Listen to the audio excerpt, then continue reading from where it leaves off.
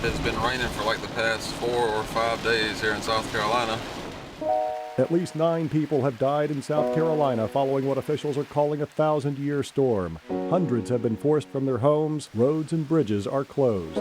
We've got to get people downstream evacuated. Because if this dam goes, the 50,000 people are going to be washed away. I grabbed my kids and prayed that the water didn't come any higher. Once we got into the first 24 hours and water started to come through underneath the front door, that's when we knew it was serious. All the rain fell. We had like roads collapse, some bridges collapse, a lot of damage. I really underestimated the whole scenario. There was a lot of water everywhere.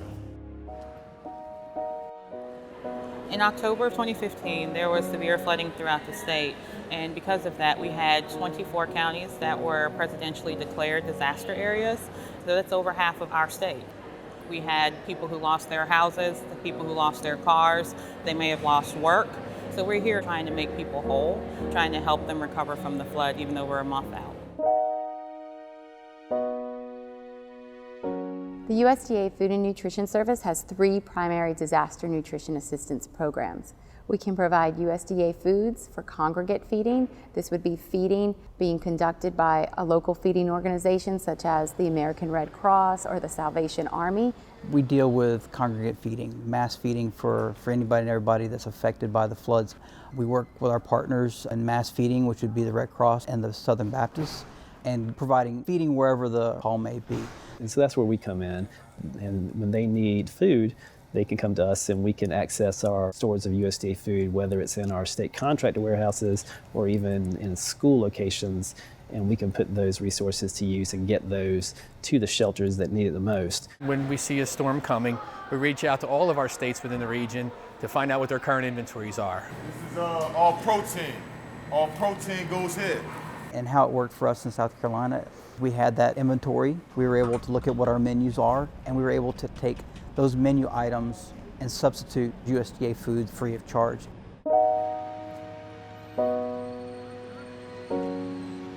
At the federal level, disaster feeding response is organized under FEMA's National Response Framework. That framework is broken down into 14 emergency support functions. Food assistance is operated under Emergency Support Function 11, and we work very closely with Emergency Support Function 6, which is mass care. In a presidentially declared disaster or emergency, FEMA will work with our voluntary agency partners to respond to any disaster event. We do this in conjunction with ESF 11, of which USDA is a primary coordinator. So it's important that ESF 11 and ESF 6 talk to one another and have a good relationship built.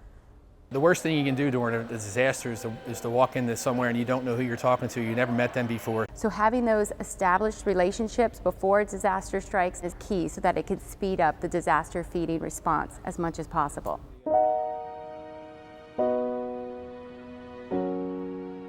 We also have the USDA Foods that can be provided as part of a disaster household distribution program, and that would be food that would be put together in food boxes and again provided by disaster feeding organizations to distribute to households that are sheltering in place. When Sandy hit, we saw that it was really going to be a serious impact on a high population area. There's a real need because many of the grocery stores weren't open. So the Food Nutrition Service was able to provide us with foods for disaster household boxes where people could prepare their own foods but didn't necessarily have access to foods. We were able to provide meals to 23,000 people. Maybe sometimes the clients don't always realize where the food is coming from, but we did not have those foods in-house. The USDA made a huge difference.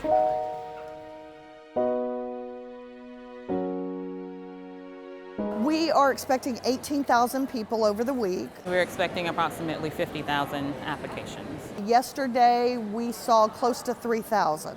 My neighbor who's here today called me this morning and said, "They're here. Let's go."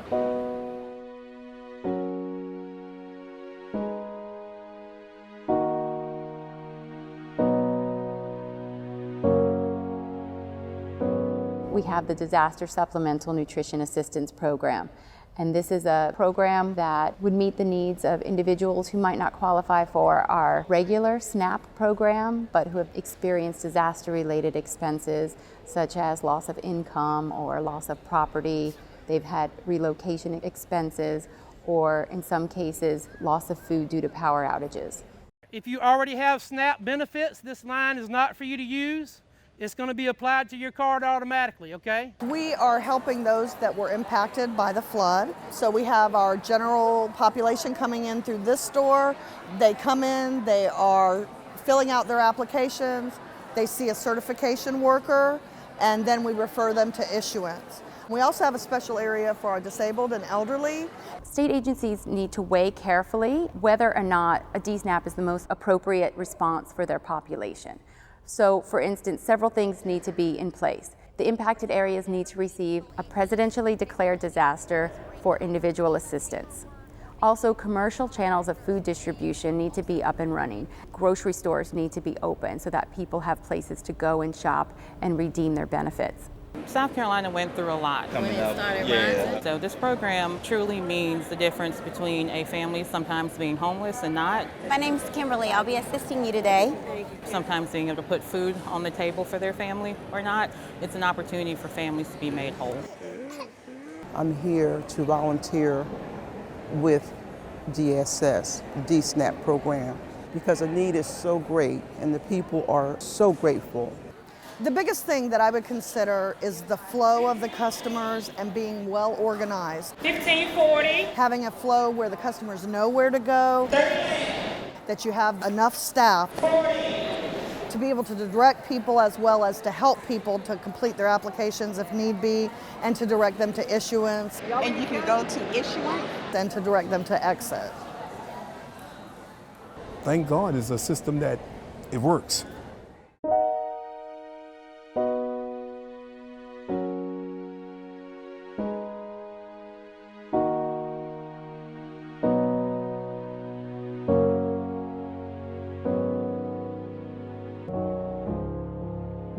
Any little bit of help that anybody can give me goes a long way, a long, long way.